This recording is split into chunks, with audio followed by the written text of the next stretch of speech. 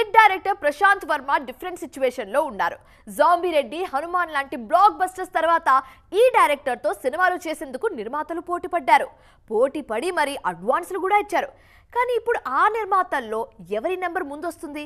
అసలు అడ్వాన్స్ ఇచ్చిన వాళ్ళందరి సినిమాలు ప్రశాంత్ వర్మ ఎప్పటికీ పూర్తి చేస్తారు?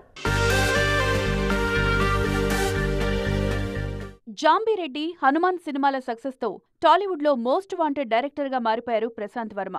వరుసగా 2 బ్లాక్ బస్టర్స్, అందులోనూ ఓ పాన్ ఇండియా హిట్ కావడంతో ఈ యంగ్ కెప్టెన్ మోస్ట్ వాంటెడ్ గా మారిపోయారు. టాప్ ప్రొడ్యూసర్స్ అంతా క్యూలో నిలబడి మరీ ప్రశాంత్ తో సినిమాలు చేసేందుకు అడ్వాన్సులు ఇచ్చారు.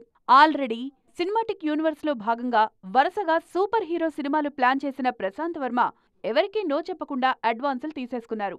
అందులో కొన్ని సినిమాలు అనౌన్స్ అయ్యాయి. మరికొన్ని సినిమాలకు సంబంధించిన వార్తలు మీడియాలో వైరల్ అయ్యాయి.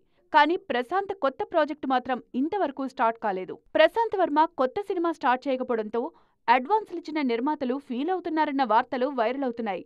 దీంతో కొన్ని సంస్థలు ముందుకొచ్చి మేమసలు అడ్వాన్సులు ఇవ్వలేదని క్లారిటీ ఇచ్చే ప్రయత్నం చేస్తున్నాయి. ప్రశాంత్ లాంటి క్రేజీ డైరెక్టర్తో గ్యాప్ ఏ నిర్మాత కోరుకోరు కాబట్టి ఎవరి ఇమేజ్ డ్యామేజ్ అవ్వకుండా నిర్మాతలు ఇలాంటి స్టేట్మెంట్స్ ఇస్తున్నారన్న టాక్ వినిపిస్తోంది. ప్రశాంత్ వర్మ కూడా సినిమాల విషయంలో సీరియస్ గానే వర్క్ చేస్తున్నారు.